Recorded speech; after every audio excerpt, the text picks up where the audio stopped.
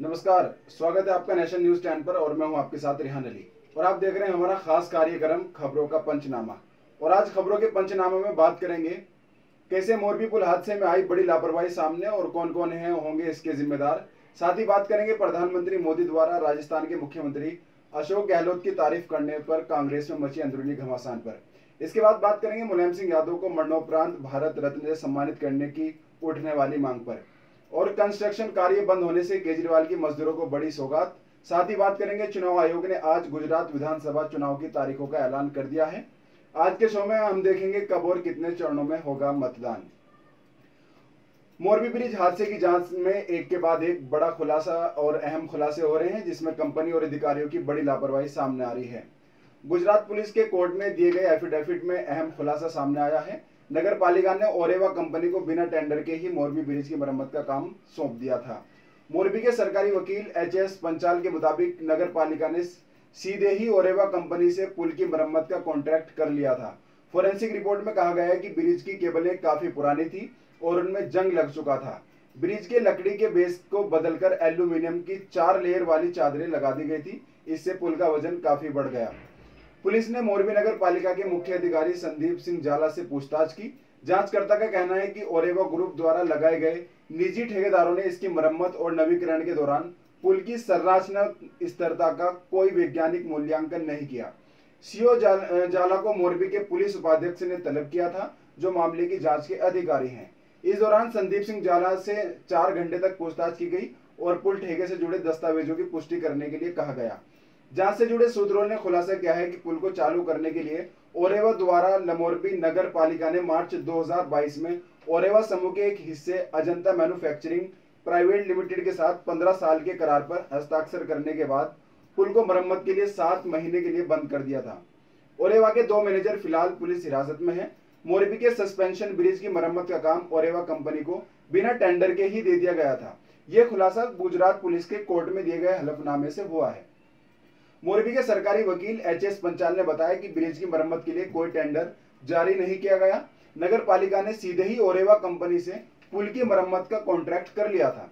पंचाल ने यह भी बताया है कि फोरेंसिक रिपोर्ट में कहा गया कि ब्रिज की केबलें काफी पुरानी थी और उनमें जंग लग चुकी थी। मरम्मत के दौरान केबलों की ऑयलिंग ग्रीसिंग भी नहीं की गई। ब्रिज के लकड़ी के बेस को बदलकर एल्यूमिनियम की 4 लेयर वाली चादरें लगा दी गई थी। इससे पुल का वजन काफी बढ़ गया था। पुरानी केबलें लोड संभाल नहीं सकी और भीड़ बढ़ते ही ब्रिज टूट गया। सरकारी वकील पंचाल ने बताया कि फोरेंसिक साइंस लैब की जांच में पता चला कि जिन 4 केबलों पर ब्रिज टिका था, 6 महीने की मरम्मत के दौरान उन्हें बदला ही नहीं गया था। फोरेंसिक एक्सपर्ट के मुताबिक बेहद पुरानी हो चुकी केबलें नई फ्लोरिंग समेत लोगों का भार नहीं सह सकी और ज्यादा वजन से केबलें टूट गई। गुजरात पुलिस ने मंगलवार को कोर्ट में पुलिस हादसे की फोरेंसिक जांच रिपोर्ट भी दाखिल की थी। पुलिस ने अदालत को यह भी बताया कि जिन ठेकेदारों को पुल रिपेयर का काम दिया गया था, वे इसे करने के योग्य ही नहीं थे। वे सस्पेंशन ब्रिज की तकनीक और स्ट्रक्चर की मजबूती के बारे में जरूरी जानकारी नहीं रखते थे, लिहाजा उन्होंने पुल की ऊपरी सजावट पर ही फोकस किया। इसलिए पुल देखने में तो चुस्त दुरुस्त नजर आ रहा था, लेकिन अंदर से वो बहुत कमजोर हो चुका था। मोरबी पुल में लगी एंकर पिन की क्षमता 125 लोगों की थी, लेकिन रविवार को 350 से ज्यादा लोग एक साथ पुल पर जाने दिए गए।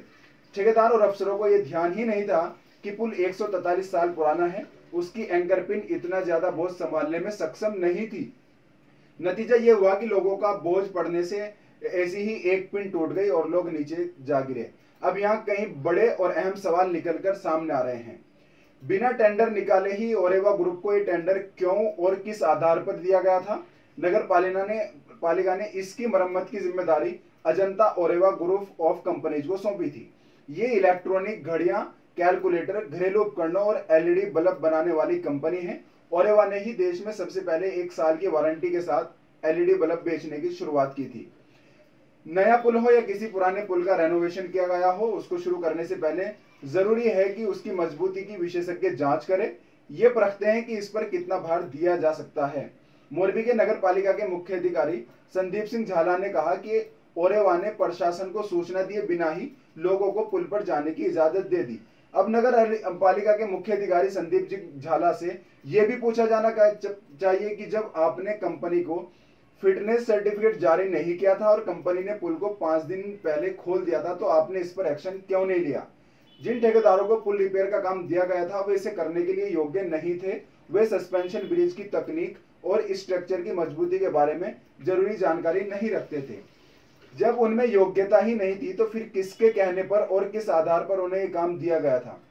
कंपनी ने ना तो पुल खोलने से पहले नगर पालिका के इंजीनियरों से उसका वेरिफिकेशन कराया और ना ही फिटनेस स्पेसिफिकेशन सर्टिफिकेट लिया। अब बड़ा सवाल यह है कि 26 अक्टूबर को ओरेवा कंपनी के जयसुख पटेल ने प्रेस कॉन्फ्रेंस में पुल को चालू करने की घोषणा की थी, तब नगर पालिका ने इसे रोका क्यों नहीं था?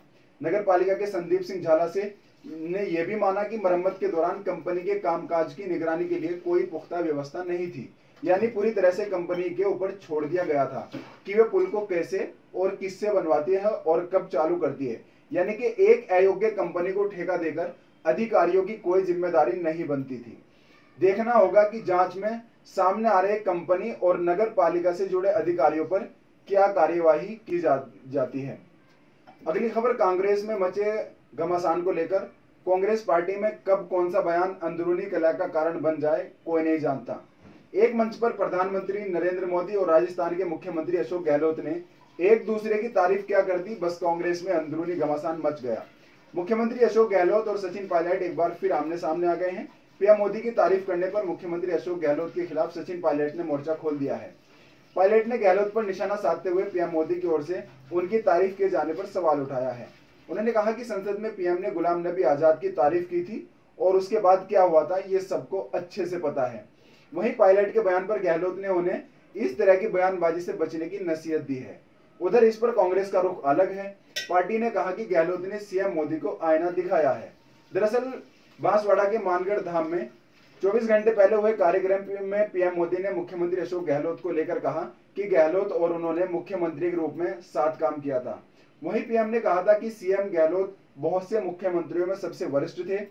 बीते दिन उस मंच पर बैठे सभी मुख्यमंत्रियों में से वे सबसे वरिष्ठ मुख्यमंत्री थे। साल 2023 में राजस्थान का विधानसभा चुनाव होने वाला है। इसी बीच पीएम मोदी द्वारा सीएम गहलोत की तारीफ करने के लिए अलग अलग मायने निकाले जा रहे हैं। दरअसल राजस्थान में अगले साल विधानसभा चुनाव होने वाले हैं और कांग्रेस के अंदर की खींचतान खत्म होने का नाम नहीं ले रही है। कांग्रेस पार्टी अंदरूनी कलह के चलते पंजाब को गंवा चुकी है। पंजाब में कैप्टन अमरिंदर सिंह और नवजोत सिंह सिद्धू की लड़ाई की वजह से आम आदमी पार्टी की सरकार बन गई। अब ऐसे ही हालात राजस्थान में बनते दिखाई दे रहे हैं। मौजूदा हालात को देखते हुए लगता है कि पंजाब की तरह कांग्रेस से भी राजस्थान से भी बाहर हो सकती है। और अब बात दिल्ली के मुख्यमंत्री अरविंद केजरीवाल के एक अहम फैसले की। दिल्ली में बढ़ते वायु प्रदूषण के कारण रोके गए कंस्ट्रक्शन कार्य के कारण बेरोजगार लोगों को अरविंद केजरीवाल ने 5-5 हजार रुपए देने की घोषणा की है। आपको बता दें कि देश की राजधानी दिल्ली की हवा न सिर्फ जहरीली होती जा रही है बल्कि ये पूरी तरह से राजधानी गैस चैम्बर में तब्दील हो चुकी है। दिवाली बाद से दिल्ली और आसपास के इलाकों में लगातार प्रदूषण का लेवल बढ़ता ही जा रहा है और दिल्ली वालों का दम घुटने लगा है। ऐसे में दिल्ली एनसीआर में बढ़ते प्रदूषण को देखते हुए राजधानी दिल्ली में ग्रैब स्टेज 3 के नियम लागू हो चुके हैं। और अब बात समाजवादी पार्टी के संरक्षक और उत्तर प्रदेश के पूर्व मुख्यमंत्री दिवंगत मुलायम सिंह यादव के लिए भारत रत्न की मांग की। समाजवादी पार्टी के संरक्षक और उत्तर प्रदेश के पूर्व मुख्यमंत्री मुलायम सिंह यादव के निधन के बाद से ही उन्हें भारत रत्न दिए जाने की मांग उठ रही है। बताया जा रहा है कि अलग अलग दलों के नेताओं ने प्रधानमंत्री और राष्ट्रपति को पत्र लिखकर मुलायम सिंह यादव को भारत रत्न देने की मांग की है। इससे पहले समाजवादी पार्टी की ओर से वर्ष 2020 में भी मुलायम सिंह को भारत रत्न से नवाजने की मांग की गई थी, लेकिन अब उनके निधन के बाद ये मामला जोर पकड़ रहा है। जानकारी के मुताबिक अब महाराष्ट्र के कांग्रेस नेता और मोहम्मद आरिफ नसीम ने राष्ट्रपति द्रौपदी मुर्मू को पत्र लिखकर समाजवादी पार्टी के मुखिया स्वर्गीय मुलायम सिंह यादव को देश के सर्वोच्च नागरिक सम्मान भारत रत्न से सम्मानित किए जाने की मांग की है।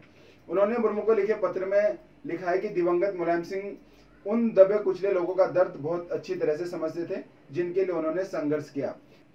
अगली और आखिरी खबर जुड़ी है गुजरात चुनाव से। गुजरात चुनाव ने आज गुजरात विधानसभा चुनाव की तारीखों का ऐलान कर दिया है। जानकारी देते हुए मुख्य चुनाव आयुक्त राजीव कुमार ने बताया कि गुजरात विधानसभा चुनाव 2 फेज में होगा। 182 सीटों के लिए हो रहा है इस चुनाव में 1 दिसंबर को 89 सीटों पर और 5 दिसंबर को 93 सीटों पर वोटिंग होगी। नतीजे 8 दिसंबर को यानी हिमाचल प्रदेश चुनाव के साथ ही आएंगे। चुनाव की तारीखों के ऐलान से पहले मुख्य चुनाव आयुक्त राजीव कुमार ने गुजरात में मोरबी पुल हादसे पर दुख जाहिर किया है। उन्होंने कहा कि गुजरात में इस बार 4.6 लाख लोग पहली बार वोट करेंगे। गुजरात चुनाव में इस बार कुल 4.9 करोड़ मतदाता अपना वोट डालेंगे। फिलहाल मेरे साथ इतना ही। देश विदेश की बड़ी खबरों के साथ देखते रहिए नेशन न्यूज़ 10। नमस्कार।